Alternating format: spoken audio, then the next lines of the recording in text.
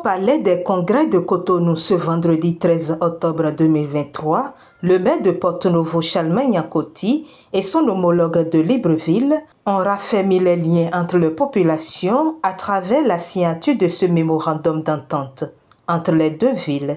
Ce mémorandum d'entente qui prend en compte les domaines de la décentralisation, de l'agriculture, du développement commercial et artisanal, de la jeunesse, des infrastructures, de la culture, de la sécurité et de la paix est mis en place pour garantir une vie sécurisée aux populations. Et les deux maires se sont réjouis de l'aboutissement heureux de ce projet tout en mettant l'accent sur la nécessité de développer les coopérations sud-sud. Porto-Novo et Libreville sont des villes sœurs.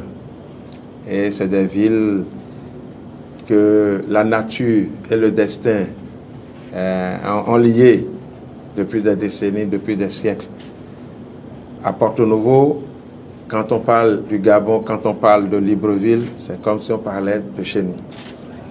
Et donc, pour nous, c'était impérieux et nécessaire de mettre en place cette coopération. Une coopération qui, pour nous, est particulièrement nécessaire pour d'abord aider nos frères et sœurs qui sont là-bas à être de très bons citoyens, à bien se comporter, pour pouvoir aussi, vraiment, dans une coopération réciproque, être certain que de part et d'autre, chacun se retrouve chez soi, comme on le disait tantôt, aussi bien ici qu'au Gabon. Nous courons souvent, et j'ai eu le temps de le dire au délégué spécial, devant les coopérations avec l'Occident. Et nous oublions que les coopérations sud-sud sont des coopérations que nous avons le droit de développer plus que jamais. Pourquoi? Parce que nous avons les mêmes réalités. Nous vivons les mêmes réalités. Et sur ce plan, les échanges, les partages d'expériences pourraient beaucoup nous aider. Et c'est fort de tout ceci que je tiens, au nom du conseil municipal de la ville de Porto-Novo, à remercier le consul du Bénin près de Gabon pour avoir initié et vraiment pour avoir tout fait pour que cette convention soit signée aujourd'hui. Par la même occasion, à travers ma personne, nous remercions le peuple gabonais et son chef en premier et le délégué spécial parce que ce n'est pas facile. Vous savez, continuer dans la même lancée que ses prédécesseurs alors qu'on vient d'arriver, il faut un fort engagement personnel pour y arriver. Et c'est pour cette raison, franchement, chers collègues, je voudrais que nous ovationnons ici, mon cher collègue, M. Legault. Vous me voyez un peu heureux de l'aboutissement de ce projet que j'ai trouvé sur ma table en arrivant à la tête de la mairie de Libreville. Heureux parce que le maire l'a dit tout à l'heure, nous ne nous tournons pas beaucoup vers nous. Nous allons souvent chercher ailleurs alors que nous avons tout pour réussir chez nous.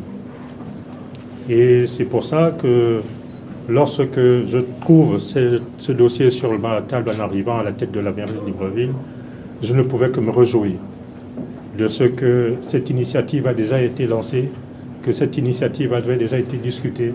Il ne restait plus qu'à finaliser en signant le paraphère qui scelle le peuple frère de Libreville à celui de Porto-Novo. Il ne faut quand même pas oublier que la communauté béninoise est l'une des plus vieilles au Gabon. Et vraiment, monsieur le maire, félicitations pour cette initiative. C'est tout le sens de notre travail, qui consiste à travailler au profit de nos concitoyens.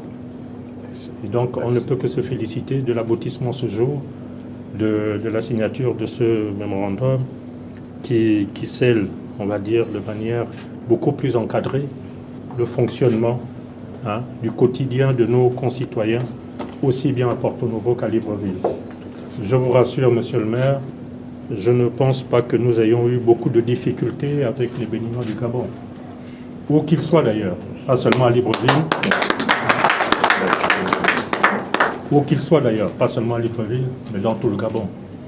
Donc, encore une fois, merci à la ville de Porto-Novo. Merci beaucoup. Merci également, je pense, aux autorités béninoises qui, sans doute, sans leur volonté, ça n'aurait pas pu se faire parce que, qu'on le veuille ou non, il y a quand même un leadership dans le pays.